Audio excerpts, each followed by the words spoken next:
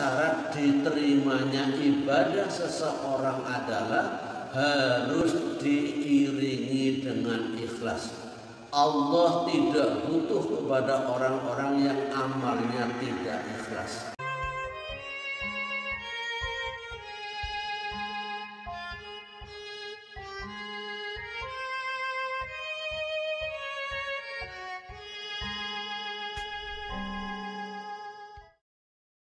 Alhamdulillahirabbil alamin wa bihi nasta'inuhu ala umuri dunya waddin. Assalatu wassalamu ala asyrafil anbiya wal mursalin wa ala alihi wa sahbihi ajma'in. Rabbi shrah li sadri wa yassir li amri wa hlul 'uqdatam min lisani yafqahu qawli. Qala Allah ta'ala fi kitabihil karim, a'udzu billahi minasyaitonir rajim. Bismillahirrahmanirrahim. Wasari'u ila maghfiratin min rabbikum wa jannatin 'arduha as-samawati wal ardu u'iddat lil muttaqin. Allahumma arhamna bil Qur'an. Saudaraku, saya ucapkan selamat juga pada saudara-saudaraku yang pagi hari ini sudah berniat untuk berpuasa Asyura 10 Muharram, yaitu puasa sunnah yang oleh Rasulullah disebutkan yukaffiru sanatan madiyatan, menghapus kejelekan setahun yang lalu. Jadi kalau kita ini mendapatkan kesempatan berpuasa di hari ini, yaitu 10 Muharram, kejelekan kita tahun lalu dihapuskan oleh Allah. Dengan apa? Bahwa berpuasa hari ini itu baik. Karena baiknya berpuasa hari ini, kebaikannya sangat banyak sampai bisa menutup kejelekan setahun. Nah, ini beruntung sekali, selamat. Lalu bagaimana kalau mulai pagi ini kita akan membahas bab ibadah. Bab yang paling pokok dalam Islam adalah bab ibadah.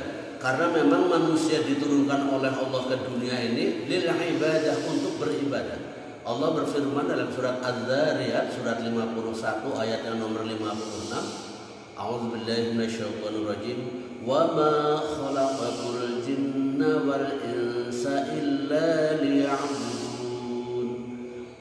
Tidaklah aku menciptakan jin dan manusia kecuali hanya untuk beribadah. Kata-kata ibadah ini sepertinya sudah tidak asing, sudah sangat familiar di hati kita masing-masing. Hanya perlu sedikit tambahan, yaitu bahwa seorang ulama mendefinisikan ibadah adalah kullu ismin jami'in ma yuhibbuhullahu wa yardahu. Setiap aktivitas yang baik yang diridhoi dan dicintai oleh Allah. Aktivitas yang baik semuanya itu bernilai ibadah. Nah, ini sifatnya ada dua, ada yang khusus, ada yang umum. Yang khusus diantaranya ada sholat, kemudian ada berpuasa, ada zakat, ada haji. Ini khusus, yaitu sesuatu yang sudah digariskan, disyariatkan dalam agama. Tapi ada juga yang bersifat umum, apa saja asal itu kebaikan, membawa kebaikan, kemaslahatan dan kemanfaatan bagi umat, bisa bernilai ibadah. Misalkan seorang suami berangkat ke sawah, ke pasar, ke kantor, tempat kerja, berniat mencari nafkah, hasilnya nanti untuk memberi makan kepada istri dan keluarganya, itu dia berangkatnya itu sudah bernilai ibadah. Setiap kebaikan bernilai ibadah. Apapun yang kita lakukan dalam berniat kebaikan bernilai ibadah, ini harus kita jaga sebagai suatu aktivitas rutin. Ibu-ibu yang mencuci piring, mencuci pakaian, yang mungkin masak, diniatin untuk beribadah, agar suami, agar anak-anak, agar keluarganya bisa sehat. Kalau sudah sehat, ada yang sekolah, ada yang bekerja, ada yang ke masjid dan lain sebagainya, maka masak pun aktivitas rumah bisa bernilai ibadah.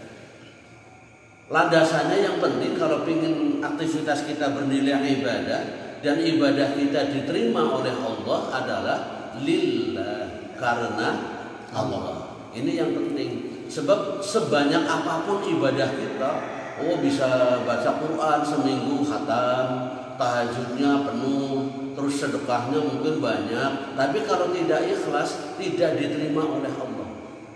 Dan inilah persoalannya, saudara-saudaraku. Kadang-kadang kita sudah berhasil melewati tahap pertama ibadah, action, tetapi kadang-kadang kita gagal yang kedua, yaitu menjaga ikhlas. Dan menjaga ikhlas itu berat. Bahwa semua ibadah ini berpotensi untuk riya. Berpotensi untuk riya. Sedekah bisa untuk riya. Oh, saya nyumbang banyak di sana. Sedekah bisa berpotensi untuk riya. Baca Al-Quran bisa berpotensi ada riya. Kalau sudah riya, Allah berfirman dalam Al-Hadis Qudsi, Aghna 'anis syuraka. Saya tidak butuh ibadahnya orang-orang yang riya. Ini berbahaya sekali kalau kita beramal tidak ikhlas. Lalu jangan berpikir ya nantilah kalau ikhlas saya mau ibadah, kalau ikhlas mau beramal, jangan begitu. Tetap beramal, tetap beribadah sambil berjuang mengikhlaskan semua amalan yang kita lakukan lillahi ta'ala. Jangan untuk diri sendiri, jangan untuk riya, jangan untuk sum'ah. Sedekah bisa berpotensi riya, begitu pula sholat, begitu pula zakat, begitu pula haji, umroh, ini berpotensi untuk riya. Kadang-kadang kita sangat ingin sekali menceritakan kebaikan kita, ibadah kita di tanah suci misalkan. Ini kalau tidak pinter-pinter menjaga hati, ini bisa riya. Tapi kalau sekedar untuk contoh bahwa ini ada tempat mustajab, begini doanya, alhamdulillah saya sudah pernah, sekedar itu tidak bermaksud untuk mendapatkan pujian dan sanjungan, tidak apa-apa. Itu namanya bayan, penjelasan yang bisa disampaikan pada orang lain sebagai contoh. Itu sebabnya Allah berfirman, wa ma umiru illa liya'budullaha mukhlishina lahuddin. Ini petilan ayat dalam surat Al-Bayyinah ayat nomor 5 atau nomor 6 yang mengkaitkan bahwa syarat diterimanya ibadah seseorang adalah harus diiringi dengan ikhlas. Allah tidak butuh kepada orang-orang yang amalnya tidak ikhlas.